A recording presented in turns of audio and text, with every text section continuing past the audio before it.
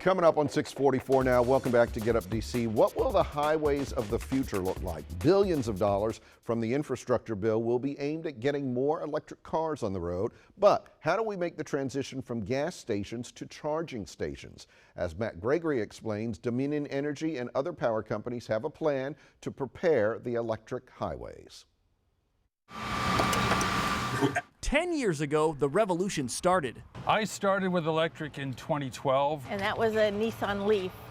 Had 85 miles of range. These three found themselves among the first 50,000 people to buy electric cars in 2012. Scott, Well, that was the early days. Joyce, Fun. and Ron. There wasn't enough charging stations to really go on any kind of longer trips. This year, the Edison Electric Institute estimates more than 1 million electric cars drive the highways of the country. President Biden has said repeatedly he wants to see that number explode. By 2030, the administration expects half of the new cars made in America to be electric. For those of us that have a charging at home in a garage or off-street parking, you put in a charger, it's not that big a deal. I went to these veterans of the voltage to find out what's holding back the electric car wave. They all agreed there's a number of different reasons. The mindset of people thinking they have to go to a gas station. But one kept coming up. The accessibility of chargers.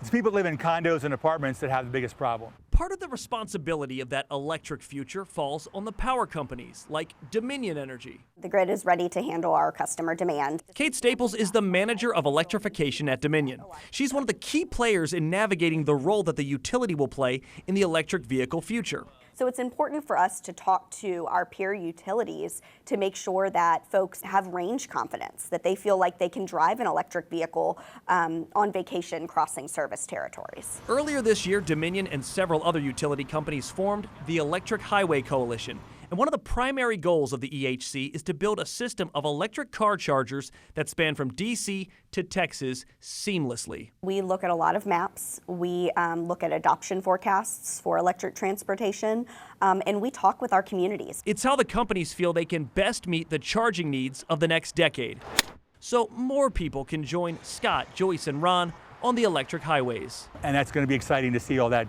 all those new people come into the fold. On the electric highway, I'm Matt Gregory, WUSA 9.